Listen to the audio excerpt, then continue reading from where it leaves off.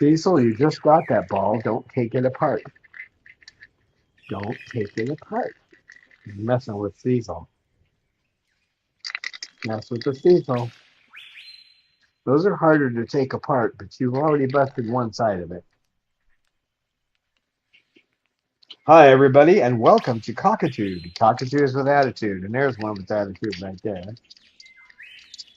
There's another one over here who's pretending he doesn't have an attitude. Right, KK? KK Bird. And welcome, everybody, and welcome those who will be coming later because they have those things called jobs, which I think in ancient Athens they used to call slavery. But Oh, no. actually, they did. Oh my gosh, I actually have a video about that I wanted to send you, Don. Good you told it. I make me a note. Cool. Yeah, I could use more videos, right? Oh, I'm being hammered now. Hammered by Amy and hammered by KK. And By Cecil, Amy. he was beating me with that. Now he's trying to take it apart. Don't Amy's take it apart. hammering. I don't think so. I'm No. welcoming all the chatters now because they dropped in quite frequently. So the first one was Jocelyn Criggle saying, "Hey ho, Don Scott and Flock." And then we have Calvin Thurston, Lisa Banerjee, and Falcons are here. Hi, So hello, everybody. welcome everybody. Welcome to the crazy world. Yeah. Where Cecil rules and takes apart his toys when you give them to him. Silly bird. Why don't you rattle it a little while longer? Why don't you rattle it some more? Why don't you rattle it some more? Why do you have to take it apart? Cecil is happy. Yeah, he's enjoying his toy. The president of his fan club is here. Oh. Yeah, we're going to talk about the real cause of feather plucking, and it's not you. Unless you're a breeder, and if you're a breeder, I suggest you do. I don't think anybody in here, but for people who come in later, if you actually breed birds, I suggest you stop, and maybe you should watch Parrots Confidential. It's a good 1 hour video to tell you why you need to stop breeding these guys in captivity. Or you never know, somebody may take off with one of your kids and treat them like these guys get treated, right? Could happen. Karma, you know. Somebody take your child and what are you doing? Raise it like, give it to chimpanzees to raise or something. But it's not you, and we're going to go over the causes of it. We're not going to talk too much about what to do about it. I've talked about that a lot. We're just going to talk about the causes today.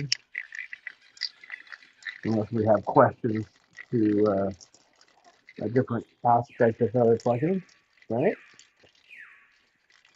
Which the technical name for is feather destructive behavior.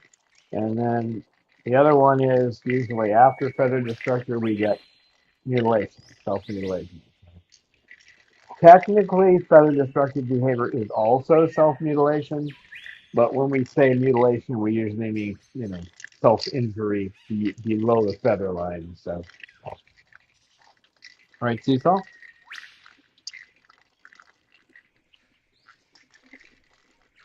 Cecil, you didn't help me today when I was behind in my chores and I had to try to get everything done in 2 hours. Which is why I feel like I'm a stack of beans sitting here. You're supposed to help. KK would help, wouldn't you, KK? KK would help.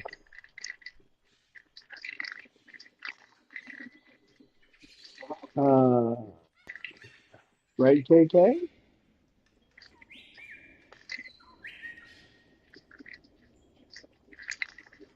Now you're going to hit me with it again? Of course, when I've got the camera on someone else. Now, don't walk on the phone. That always causes trouble because your nails can operate a phone. I don't know how that works, but they do.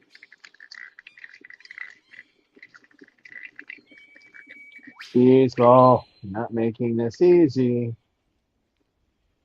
Oh, now you move. Now that is a typical KK or a typical Cecil. He moved the second I changed the camera.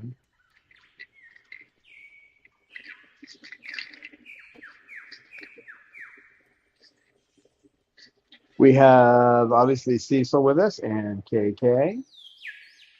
Snowball would not come out of the cage today. He hung on the bars. I don't know what was wrong with him today, but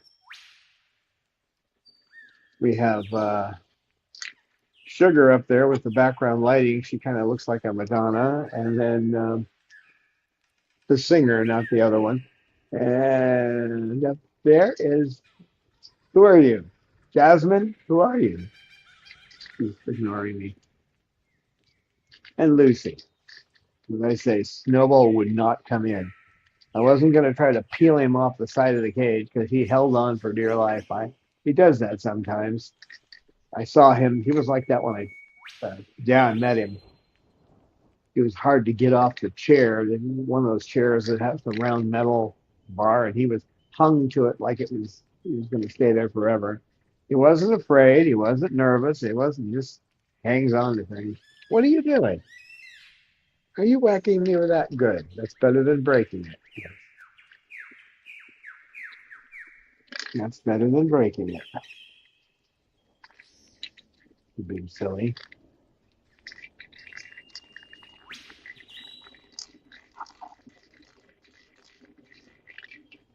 Now I somehow managed to line up everything today so that I had a whole bunch of chores and one right after the other to do. So let's see if isn't helping.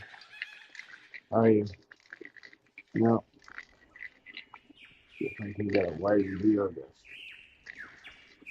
Cecil beating that. And I had someone that I've been communicating with, Susie, who's got an umbrella cockatoo she's working with, and they just started feather destructive behavior, and I had to explain that she wasn't the reason the bird was plucking. So it seems to be the nature of the community of people who have birds that when something like that happens, they blame themselves, even though there is no evidence for that at all. I mean, if you're going to go off on vacation or leave for a weekend and lock them in a cage in the back room, no light on, yeah, I could. You were definitely the signal in the environment that triggered it, but you're still not the ultimate cause.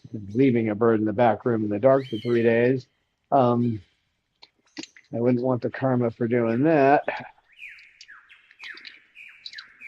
right, Cecil? Oh, come on, don't take it apart. Come on.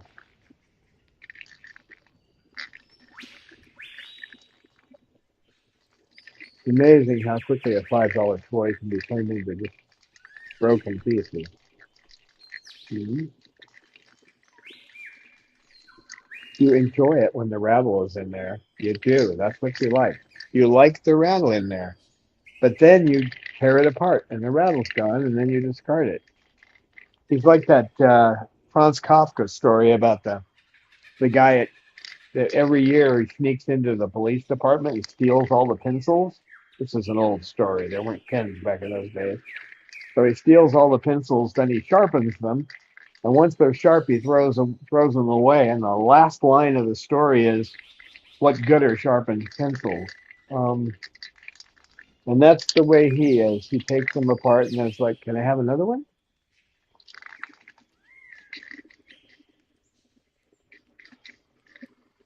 Are you gonna just keep it up now? Beat me up? Is that what you're gonna do?" Mm. Wow, that's very artistic.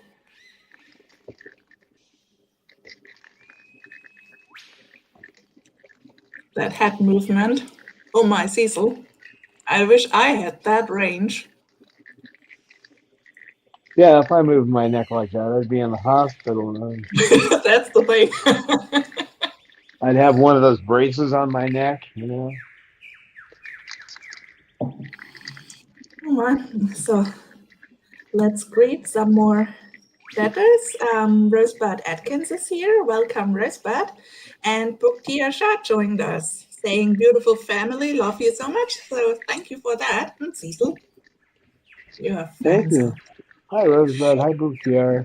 Hi, everybody. And Hi, Lisa Falcon. told us that she was in vacation last week with her Cecil bag and told her cousin all about the vlog.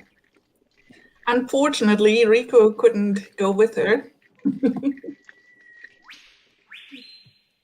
Yeah, it's tough taking a bird on a vacation. I've known a few people who've been able to do it, but they have RVs and they're outfitted for the bird. So with everything they need, that's just a rare thing to be able to do that. I would never go on a vacation because I wouldn't remember it anyway. What's the point? I don't remember real life events at all. So what are you doing? What are you doing? What are you doing? And still, yep, Rico is on. So welcome. Giselle loves New York. She had a funny typo. Instead of hello, she first has written help. Oh, So if we can help anybody by answering questions or so, feel free to put them in the chat. well, I guess we'll get started. So, um, the first bird I rescued was Chloe, and she had feather destructive behavior. And she looked kind of like a rag doll, all torn up. And I went to Dr. Jenkins, and he sat me down when I answered like most of you would most people answer when I say put your bird on Haldol, and I said, well, I don't really want to put her on an antipsychotic, and he took me into a side room and talked to me for 20 minutes. And when he was done, I felt perfectly chastened because I do have a bit of biology background, even though I live in the United States where they don't teach you anything. Um, I did take physiology in college, so after he explained how it works, I tried it with Chloe. She got all her feathers back within 6 months, and then we started having problems with. We could not adopt out because people were, well, let's put it this way: people lie, cheat, and steal, and we just were having trouble. I think we managed.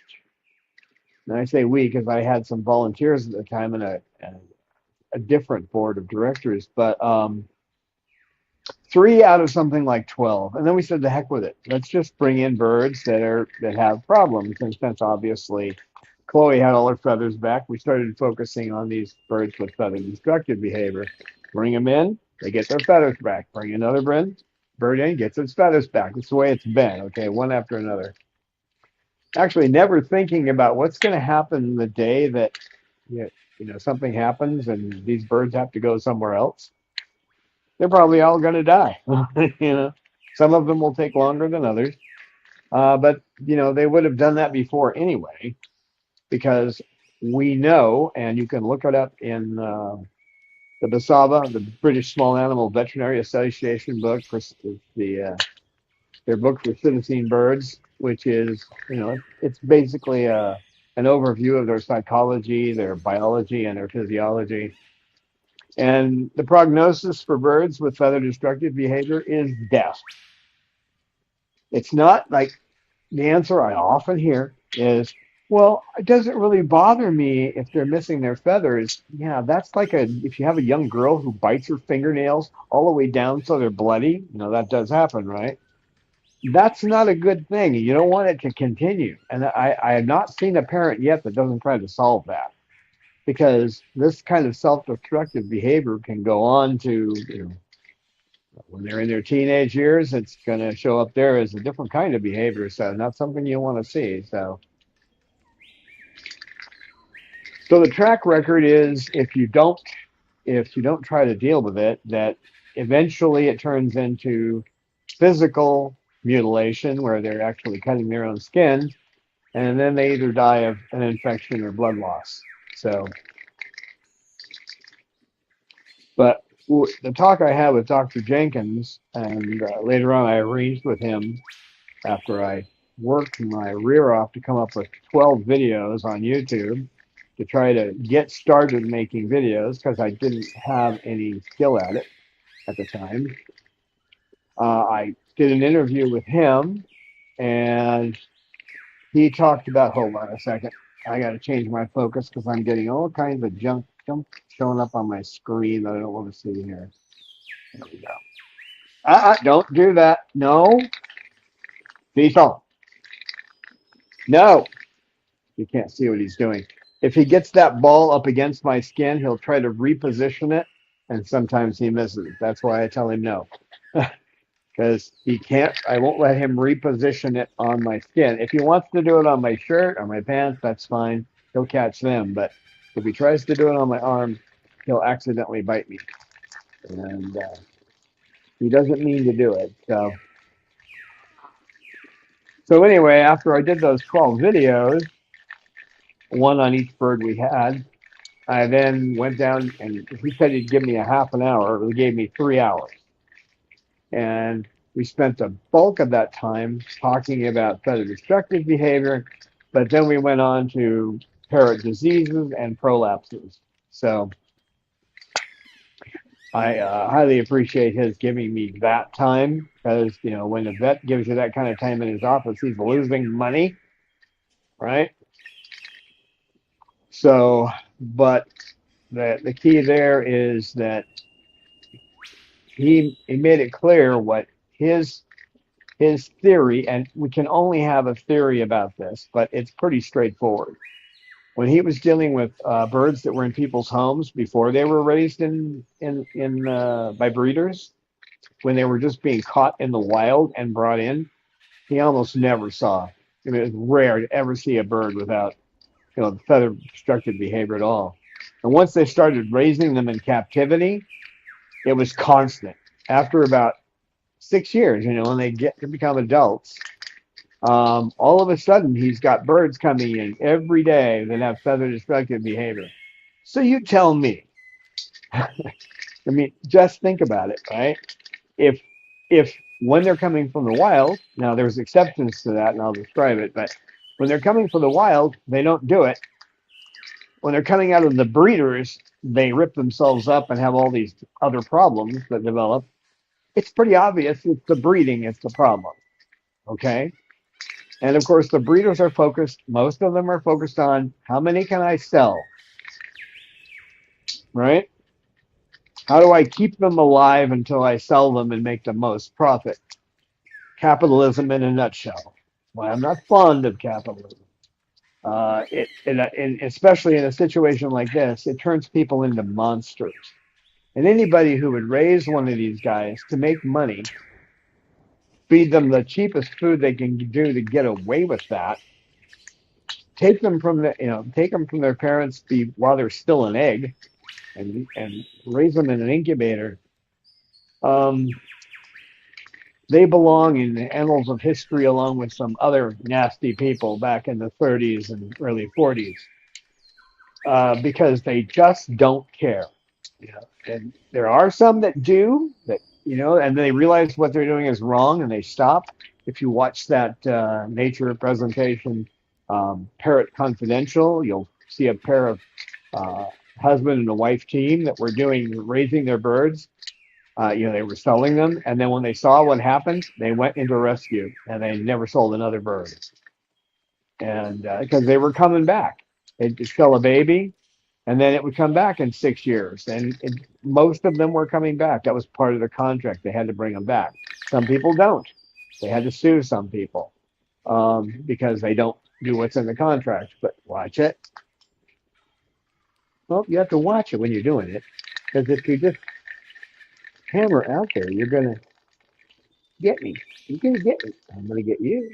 I'm gonna get you. Yeah, I know. You like to play. You're a good boy. So the problem is when they're raised in captivity, they're taken away from their parents. So normally an egg would get, the mother and the father would sit on the egg. They would hear the activity as when they develop that ability to actually hear inside the egg. They'll hear the activity of their parents. Then they come out and see their parents, and their parents raise them. And then they get out into the flock and they learn from the flock. So first they learn from their parents, then they learn from their siblings, then they learn from the flock, right? Instead, they learn from some brain dead human who probably hasn't read a textbook in their whole life. So they miss steps in their development, big steps, like the one I missed back when I was a baby. They were putting kids into these walkers. So instead of learning to crawl, they were walking around inside these little circular walkers, and the baby's inside this circular toy, and they walk around. Well, most of those kids came out dyslexic, and who knows what else is wrong with them. I'm sure my ex-wives would say, "There's a lot wrong with you." I'd like to be able to tie that back to that time, but who knows? Um, right, Cecil? He's taking a break. Cecil's on break. Oh, okay. You're not on break anymore? You? No, better not, because in chat we are just discussing what kind of music would fit best to Cecil's dance. So I'm just collecting suggestions, and then you and I we can try a little bit what fits best underlying some there's music a under Cecil. there's an old song from the 50s that would probably fit. It's "They're coming to take me away, hee hee ha ha, to the funny farm." Um, but that's probably more for me than Cecil. So because they miss these steps in their development, they are predisposed to further destructive behavior, stereotypic behavior, functional autism. Pretty much any bird that's been raised that way is functionally autistic. Just imagine if you'd been raised that way. They came and took the zygote away from your mother, and they raised it in an incubator, and then they had chimpanzees raise you. That's even close to our species. You wouldn't be human. And there was a little girl in Florida who was like that. I wrote a story about her. Someone sent it to me who didn't know much about birds, but after talking to me, she saw the story and thought I'd like to see it. Her mother just kept her in a room, didn't give her any instruction whatsoever, didn't even bother to put diapers on her because she said she just took them off anyway. 7 years later, they Child Protective Services came and take Danielle away, and she couldn't focus her eyes on anything. She moved like a crab, and a family adopted her. And the last article I saw on her, she can grunt now, but she can't talk, but she can grunt a little bit and kind of get her what she wants across. Good on that family for taking care of her, but she's never going to be normal. And that's what we've got here. They're just not normal. Now, was research done, I believe it was the University of Sacramento. I think it was the public university. But anyway, they did a study for 5 years and they found that birds that were hand raised, they did three birds. They have to have controls, right? So they did birds that were hand raised, birds that were raised by their parents, and birds that were raised by their parents but handled 20 minutes a day. Not counting Saturday and Sunday because everybody has to have their weekend off. Um, did you watch it over there? What they found is that the ones that were raised like the breeders raised them, okay, the hand feeding and all that, they had all the problems. So the destructive behavior, stereotypic behavior, they were basically functionally autistic. The ones that were raised by their parents in the large aviary, of course, this wasn't, in tight spaces, um, they were fine. And all of them were raised in roughly the same size aviary, okay? So they were trying to keep all the environmental cues the same. They were fine, no problems. And guess what? The ones that were raised by their parents, of course, the ones, I should say, the ones that were raised by, with just by their parents were skittish of people.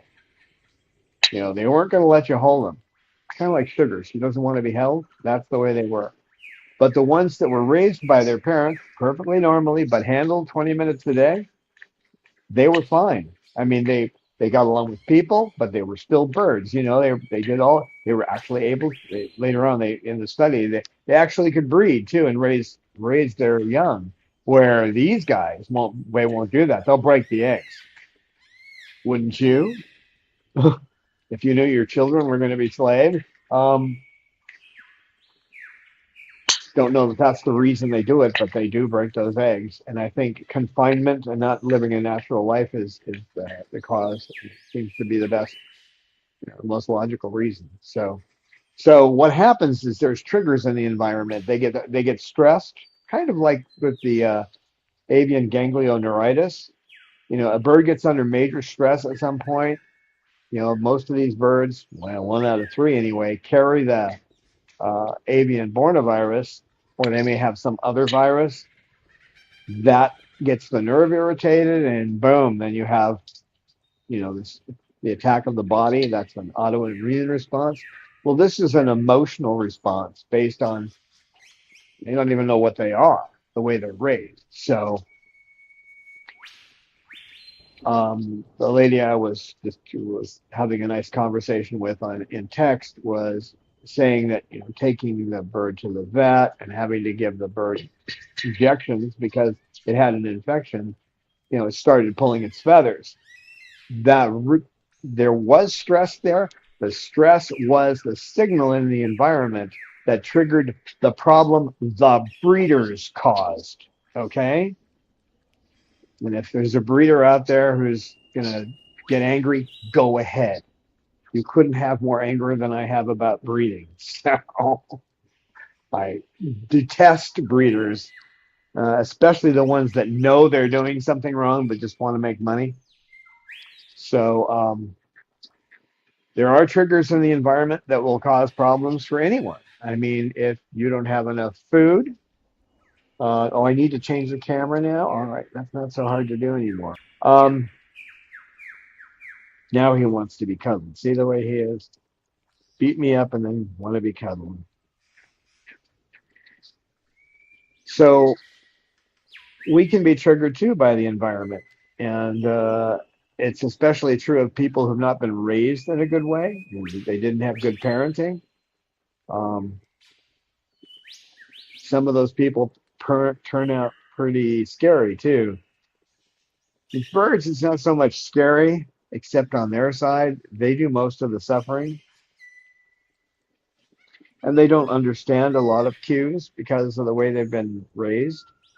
So they can misunderstand things, and that's why we sometimes get biting because the human doesn't understand, the bird doesn't get it, and between the two of us, we come together in a bad way, so sort of terrible things happen.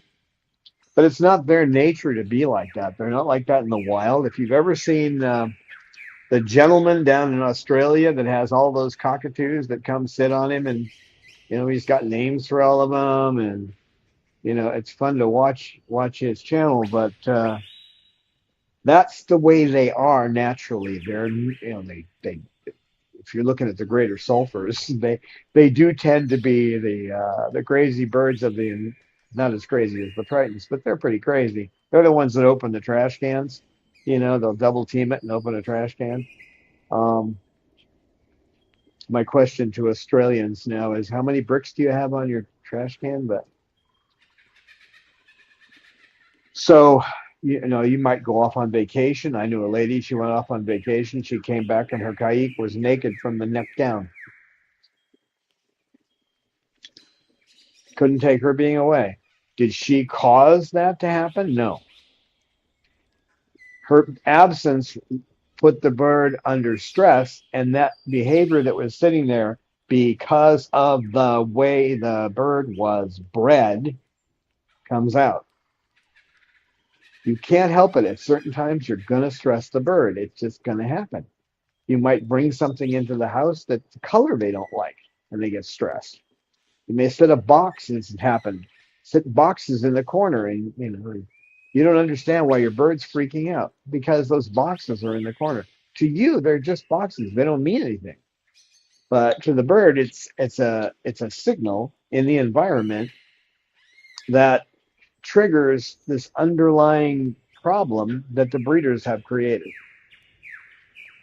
So I'll say it flatly. I want to see the day that there are no more breeders. Okay. And if any of them tell you, if you have a breeder tell you that, oh, we're protecting the species, then say, well, the next time, if it's a lady you're talking to, well, the next time you get pregnant, do you mind if we take the infant inside of you before it's even fully formed, put it in an incubator, and let some other species raise it? Is that okay with you? Do you think that'll be a normal child?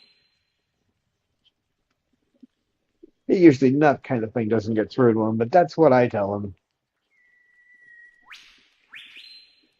So obviously, I'm well liked in the breeding circles.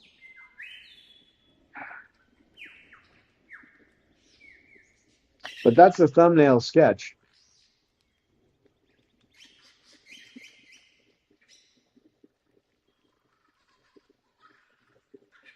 It's like these two, they get along pretty well, but there are the moments where they start fighting and they don't know about separating. I have to pull them apart. In the wild, they would just fly away from each other. And Cecil doesn't even realize he can fly. He does it occasionally, but doesn't realize it.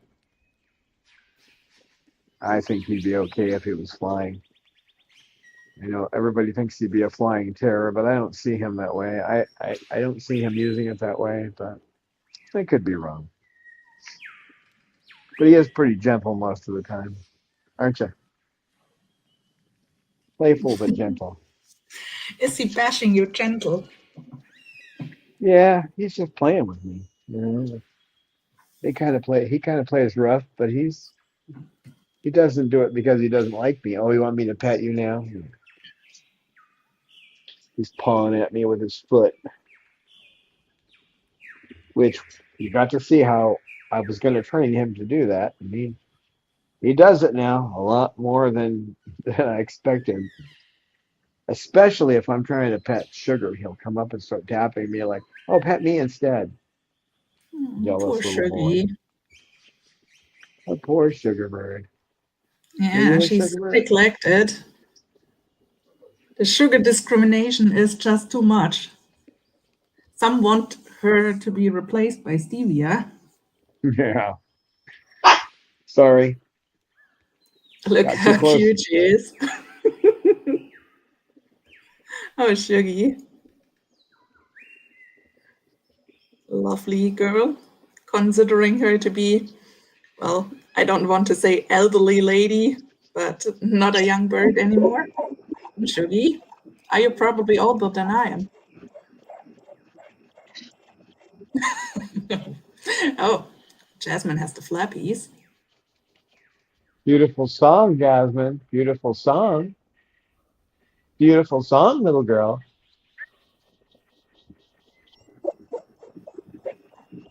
Pretty So song. Giselle commented that her Amazon started um, plucking when he was 30, no, 35 years old when her ex came into the house. The ex is fortunately gone now, and Amazon is 45 now. Yes, sometimes there is that the feather plucking is somehow in them, and then there is one last trigger that basically causes it then. And some, they never get triggered. There are some birds that never develop it, but they may have other problems. Um, and sometimes people think their problems are cute. Like you see a bird that just goes back and forth in its cage, like pacing. That's stereotypic behavior. That's not normal. But people will often think, "Oh, that's cute. Beautiful song. That's a beautiful song, Jasmine. Good I girl." actually get to see some Jasmine action. That's unusual. Yeah, she's There gonna you do the can see she's runaround. lively girl. She just is used to sleep during the live streams, but today she makes an exception. You gonna do the runaround? You gonna do the runaround? You gonna do the runaround? It's starting. Oh yeah, I know you used to do it on the other cage, and there's toys there now. But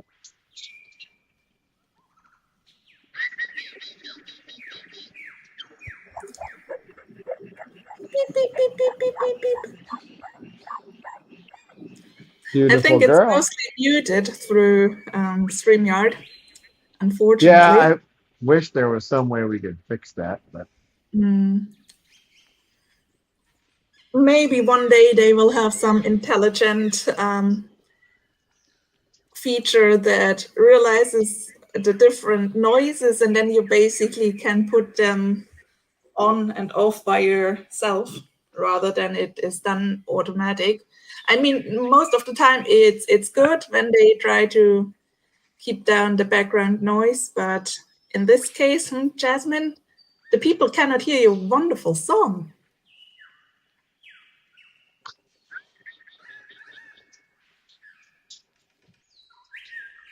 she's doing the runaround. But not much room to run around on that, is there?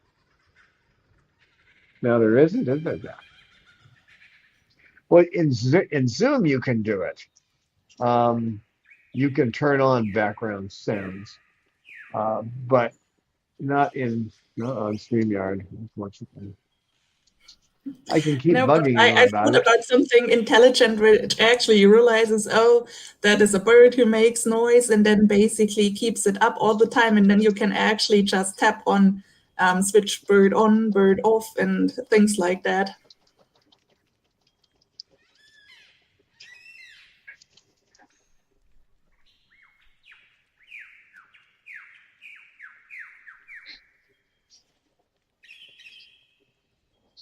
Look at that jasmine bird.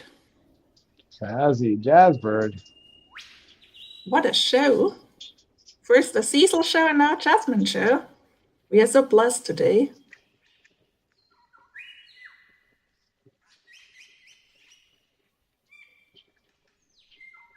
She likes that box of toys up there. When I had it on the floor, they all ignored it. Now they go up there and mess with it. Snowball goes and plays in there. Cecil goes up there. That's the fun thing. That's really a note we should put on. Like, if a bird ignores a toy, just put it, for example, into another place. Maybe that's more fun. Yeah, yeah. You see that way. You can see that now. She's in the toy box. So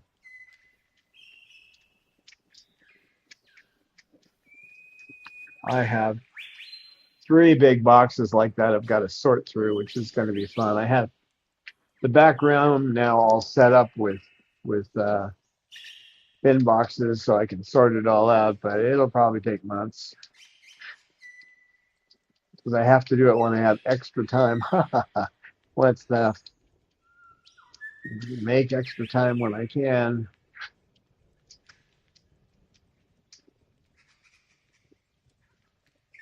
Silly girl. Well, what are you doing there, mister? Hmm? Yes, he's still hanging out up there. What you doing, Chug? Sleeping? 1 foot up? Yeah.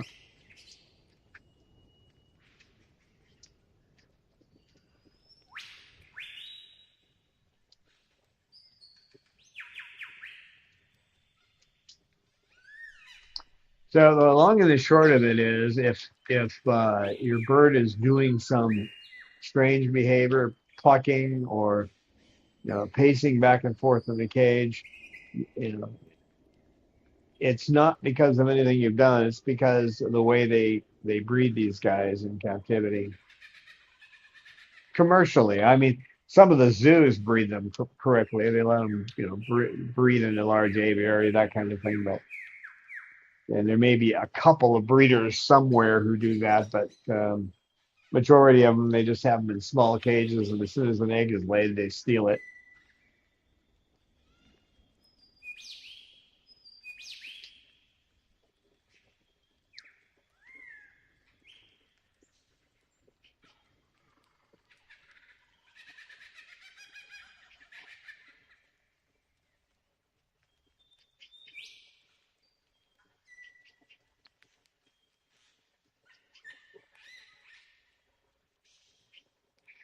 And there's two mutilators right there. Sugar.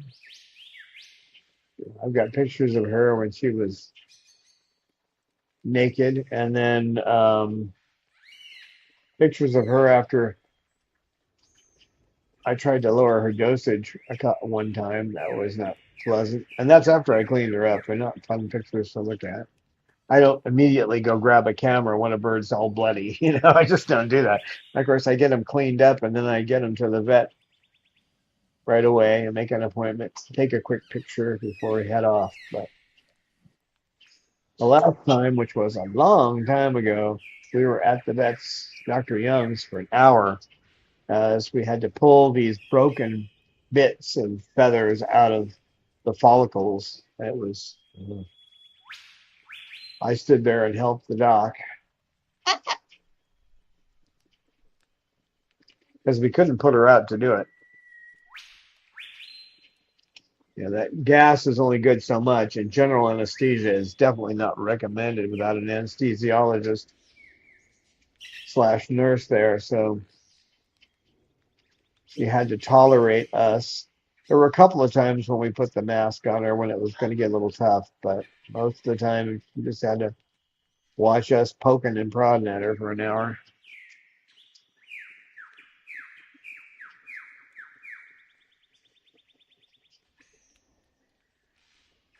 And of course, there are those intellectual giants who, if for some reason they had sugar in their care, would go, "Oh, we could just fix this with love." Yeah.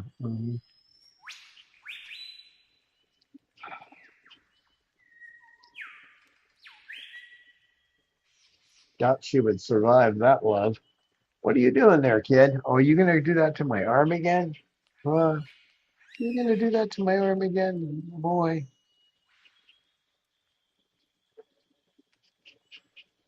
Does the Cecil want to get petted, does he?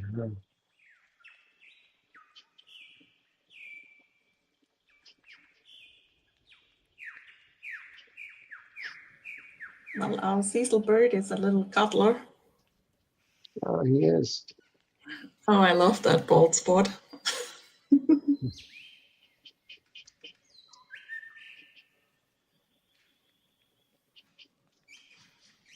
Sweet guy. He's got a little feather destructive behavior, and I'm hoping it doesn't progress. I really don't want to, I won't put him on the medicine unless it gets worse. He just works that outer primary, but if it gets any worse, then he'll have to go on meds too. Hopefully not, Cecil? Yeah, well, if you can keep him off, it's better. But if it progresses any worse than that, then he's going to have to go on. So Giselle has actually a question. She says, my parrot still has feather loss that hasn't grown back. I'm not sure what to do. Does that happen? Feathers don't grow back? Question mark.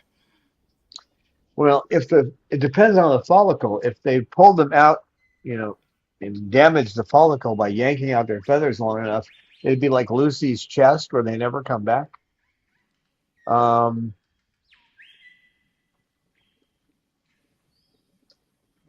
Kind of depends on how badly the area was damaged by the feather plucking. But in most cases, they come back. But if you've seen Lucy's chest, she's way up there. But you can't even tell she has follicles on her chest anymore. They're just basically gone.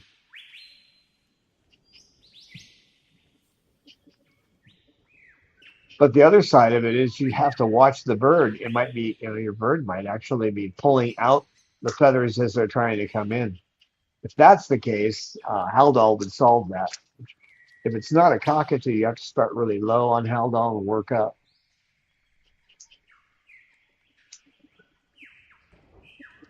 Most cockatoos can handle the normal dose without a problem, but any other bird, you have to start at the lowest level and work your way up. But I've not seen a bird where it doesn't work yet. What you got up there, little girl?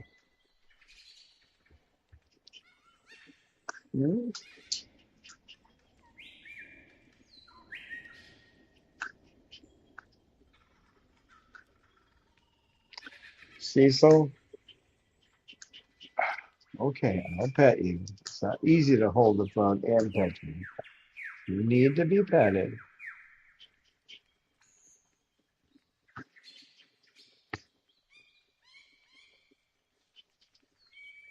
Well, Lucy is a good example. She was at an animal hospital. She actually had had bird in the name of the hospital, and they didn't know a damn thing about birds. And I heard another veterinarian actually say that they should be forced to take the name off their building. But the problem is, in most parts of this country, you can work on any animal, whether or not you have the skill. So if you've never taken, exotic and you've never taken avian, you can still work on them. I mean, the laws are set up that way. And some vets are not bad at it, even though they're not, they didn't take the classes and do the work. That's an extra 3 years of work, so at least a year of residency and 2 years of study. So, I mean, they're not like mammals. They're really not like mammals. They don't even have X and Y chromosomes. So,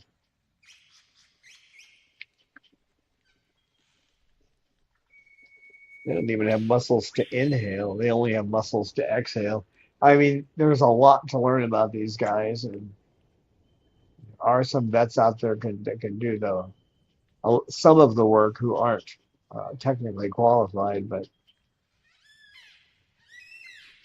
and they have to too because it's hard to find avian vets. There isn't an avian vet in this town, but there is a vet who's comfortable working with birds.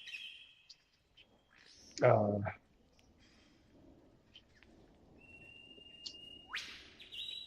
and then she's a smart lady.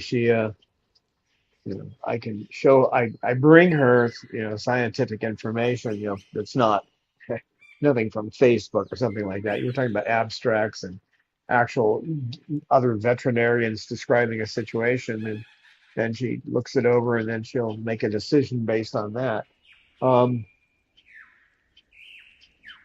that's what happened with Cause because Cause has avian ganglioneuritis. So I was pretty darn sure of it anyway because the symptoms were there. The eye reacts, but she doesn't. So if she doesn't see, but the eye is reacting like it sees, so it kind of tells you that there's some problem with the nerves. But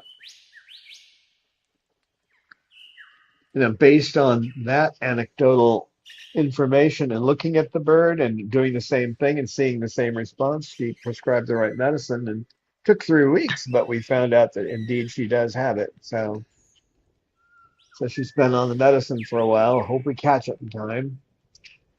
Because if the nerve gets destroyed, that's it. It's over. There's no more vision. So I know she can see. So she now can see, but I don't know how clear she can see, but she can see me waving at her from about 6 feet away. So before she couldn't. So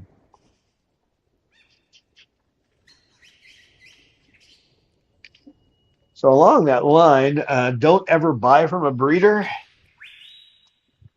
Avoid buying from any pet store because they usually buy from breeders. If adopt, because any bird you get is still going to have these problems because you buy it from a breeder. I want a baby because I can raise it. Now you're a human, you can't raise it. I raised Lorelei, and soon as she became sexually mature, she ripped her feathers out. So, humans really can't raise these guys. They need to be raised by their parents. So any bird you get adopted is the best way to go because in most cases, at least the rescue that has them will know some of their problems.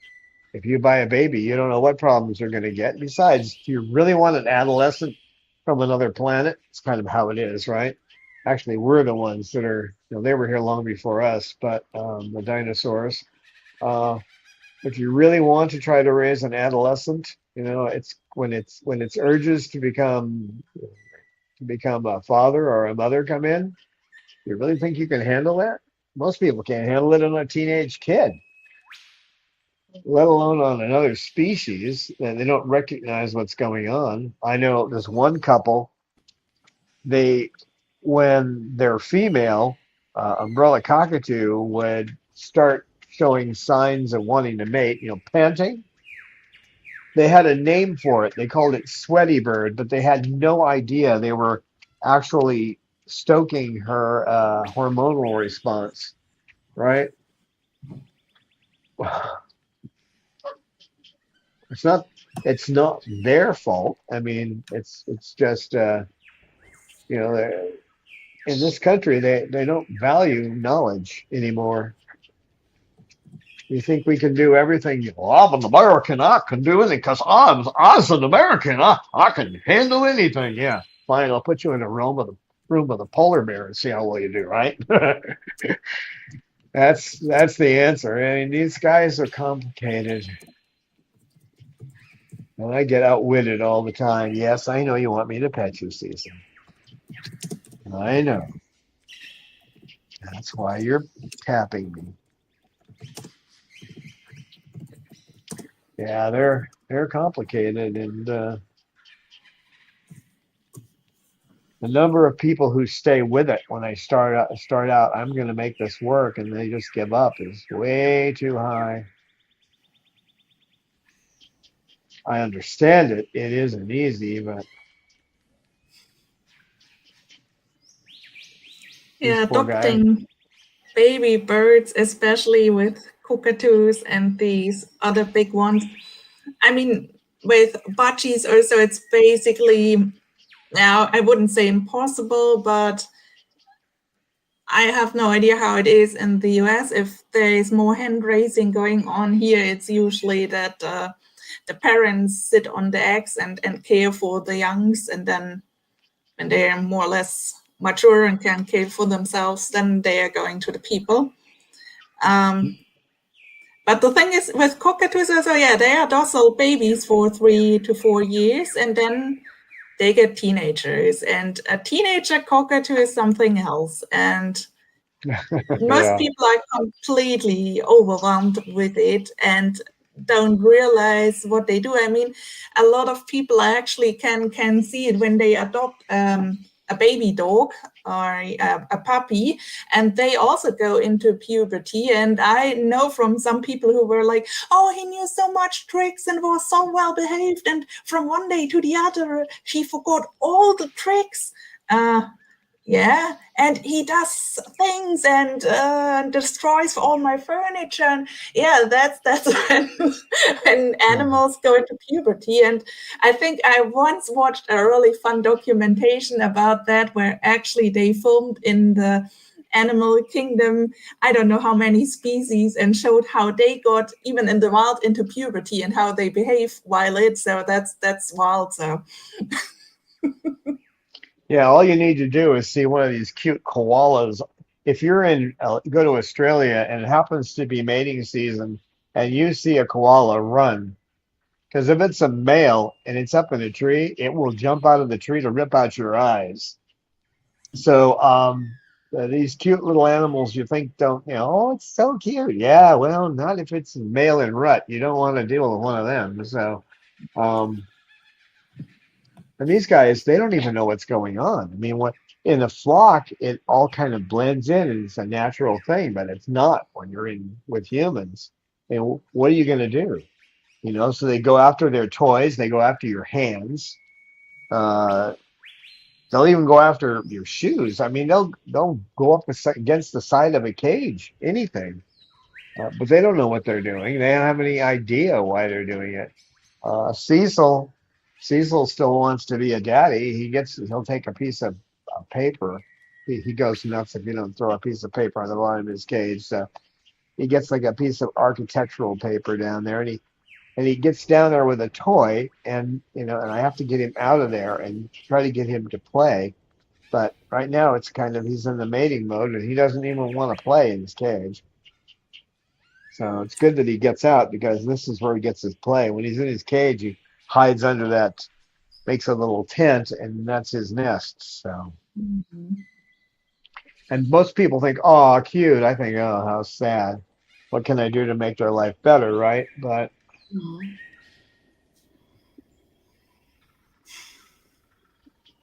It's but Jasmine still in the toy box.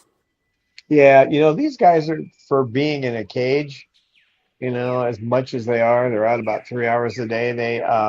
They're doing pretty good, but and they look pretty happy. But they still have they have urges because they're wild animals and they can't fulfill them. So Last question from me. Where's Snowball? he wouldn't come out. Oh, okay. I missed that. Probably munching my pizza roll. Yeah, probably he hung on to one of the bars. I got his feet off the bottom of the cage, but he wouldn't let go of the bar. He does that sometimes. He's been like that since I got him. And I have been able to get him out even when he's in that mood, but today he just wouldn't let go. So I'll do that for about a minute and then I let him go. So Mhm. although Mander was out yesterday, he was out. He was having a good time. He played with some wood, sat on my lap, got petted. I know I said hi to Mander yesterday. He's good if he's out with the second crew. He can't tolerate being around KK. Although KK doesn't really want to bother him now, but being chased originally, because he runs, he gets chased. That's the way it works. So that when KK first got here, that was KK's first. That was his target. Go after Mander. Uh, Hmm. and Mander would look at him and get scared and start to run, and then KK would go, "He's running. I'm gonna go get him." And there's no way Mander he can't put those two things together. Well, with his back problems, he's a little more skittish than most. He's skittish unless you put on a baseball cap or pull up a hoodie over your head and walk up with a beer. And then I'd say it's a 50-50 chance whether or not you're going to live or how many eyes you'll have after that. He does not tolerate that. He forgets all of his fears, boy. He's just like, I'm going to get you.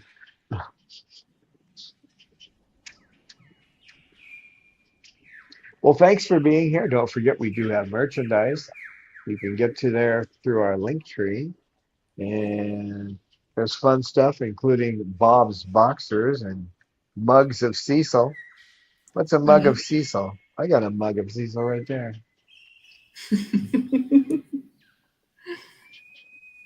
Who are you calling a mug? Is that what you're saying? Who are you calling a mug?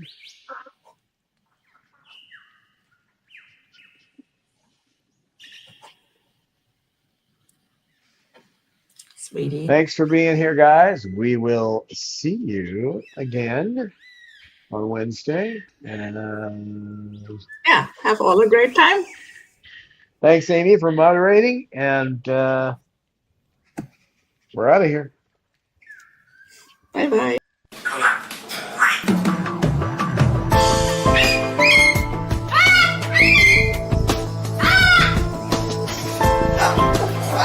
Science knowledge only adds to the excitement, the mystery, and the awe of a flower.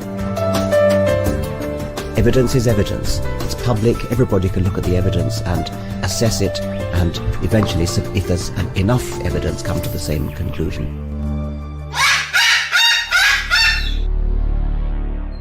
The Chloe Sanctuary for Parrots and Cockatoos, a nonprofit charity dedicated to the empowerment of captive parrots and public awareness.